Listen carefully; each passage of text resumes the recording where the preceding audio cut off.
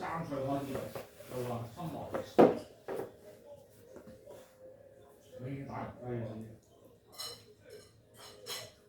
日本人唔會讀呢啲嘅，仲有好成面光，大家要好矛盾。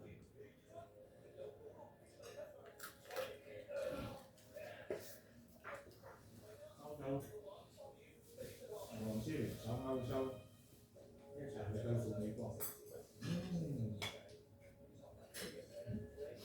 真係新奇考試。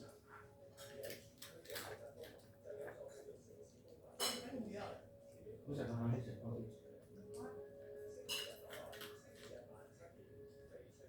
有啲中國嘅學生喺嗰度讀書啊，跟住之後咧話去到嗰度俾人當好唔公平。佢話：你講邊樣？啲美國留學生喺美國本土。一定啦。我剛去那天，天大又小，地方也好嘛，那里那邊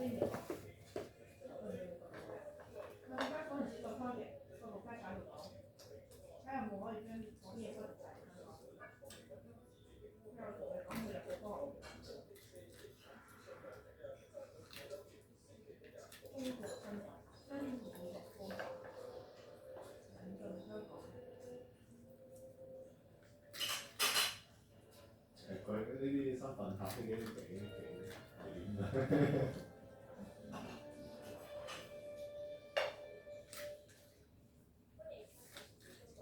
好多職場面試咧，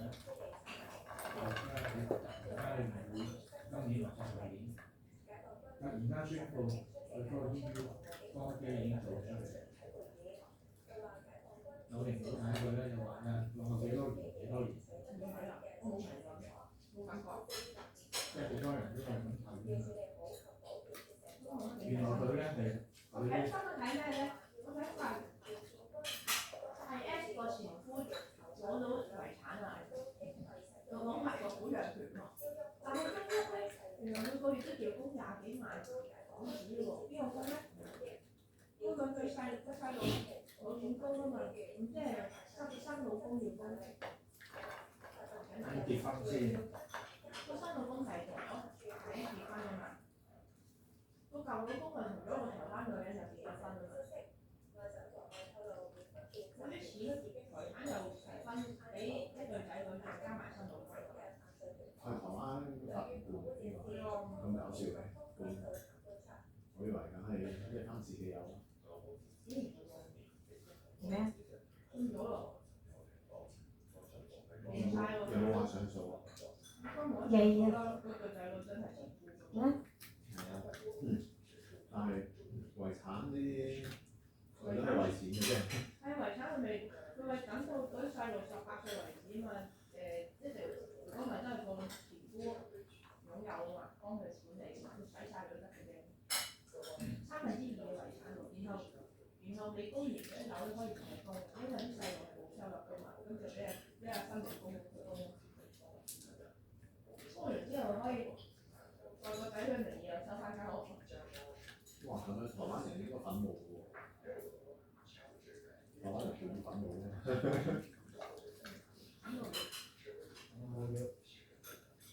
唔係咁喎，個前夫娶咗個台灣女嘅喎。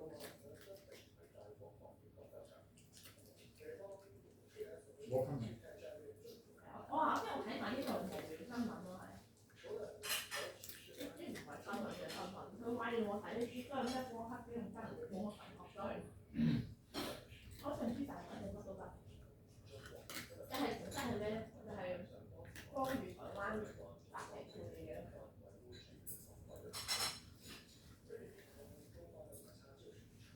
佢哋而家講嘢好霸氣嘅，我哋講嘢已經好霸氣。都冇睇啊！佢哋知咁多嘢，佢又唔會咁霸氣，都好霸氣。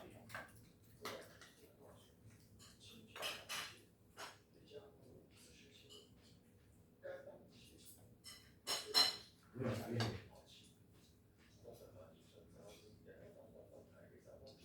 呢個係覆咗 message，我即係做個 weekly update 咁樣，跟住然之後留咗2樣嘢，我就想講。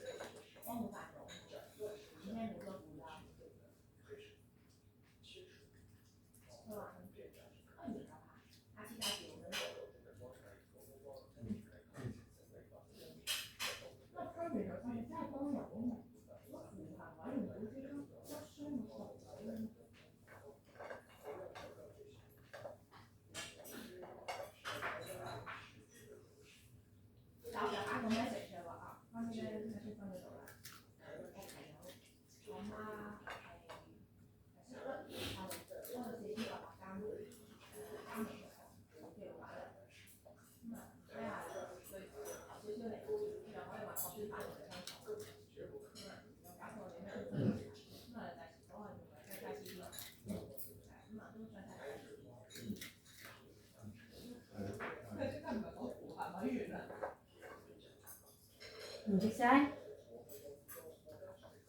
佢唔係啦。